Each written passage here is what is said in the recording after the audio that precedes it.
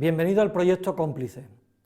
Mi nombre es Eduardo García Jiménez, uno de los miembros del equipo de investigación de dicho proyecto.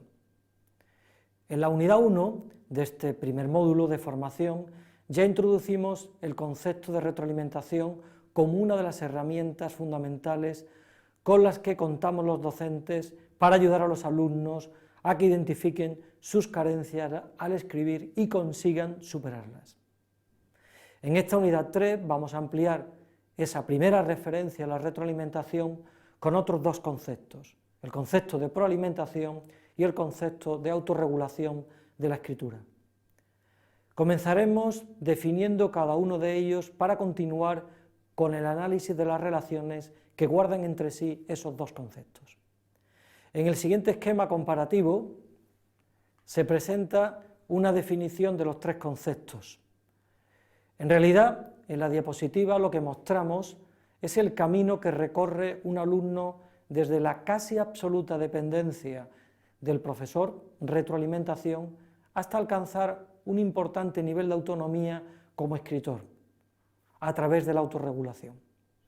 Es importante considerar el papel del profesor cuando abordamos la relación entre quién supervisa el proceso o producto de la escritura y quién planifica, elabora y revisa su propia escritura, o sea, el alumno.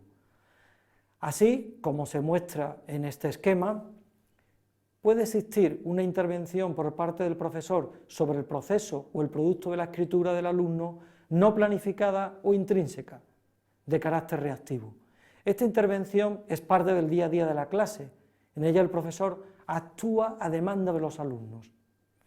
No obstante, también el profesor puede planificar de antemano tanto la retroalimentación que va a ofrecer a los alumnos, por ejemplo, puede pensar, hoy quiero detenerme en la coherencia textual de la escritura de mis alumnos porque en los textos que escribieron ayer detecté tal cosa.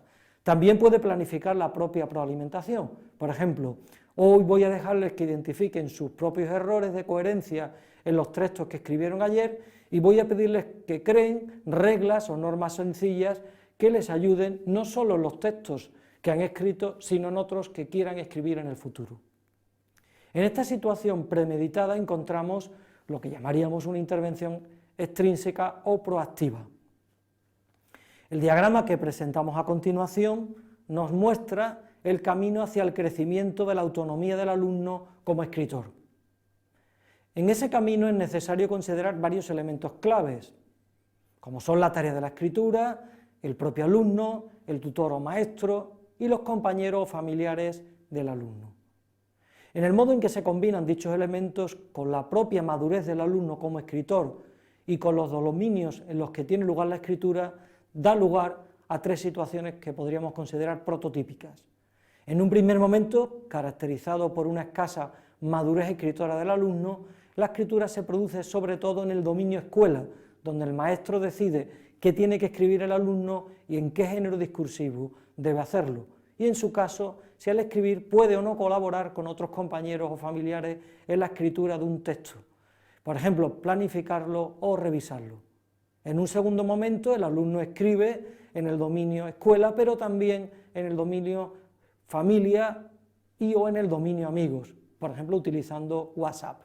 De modo que sus propios compañeros y o familiares, y no solo el maestro, demandan una comunicación por escrito y, en consecuencia, otros, además del maestro, determinan qué va a escribir al alumno y cómo lo va a hacer. En ese momento el maestro comparte con otros agentes el cometido de revisar y dar retroalimentación al alumno sobre su escritura. Por ejemplo, un compañero o un amigo le puede decir, no entiendo lo que quieres decir, vaya lío que te estás formando, dímelo en 3 palabras, no me escribas el Quijote, etc. Por último, en un momento posterior en la evolución de la escritura del alumno, es el propio alumno el que decide en qué medida va a escribir determinada cosa, con qué finalidad, quién es el posible lector de lo que escribe, en qué género discursivo desea escribir, etc. Además, el propio alumno es el que revisa su escritura y la corrige, y cuando lo cree oportuno, demanda la ayuda del maestro o de sus compañeros o familiares. Ese momento representa el momento de mayor nivel de autonomía del alumno, que es capaz ya de autorregular su propio aprendizaje de la escritura mediante un grado de control importante sobre el proceso y el producto de la escritura. Aquí vamos a entender por autorregulación el control que el alumno realiza sobre sus pensamientos, acciones, emociones y motivación a través de estrategias personales para alcanzar los objetivos de escritura que él mismo se ha trazado.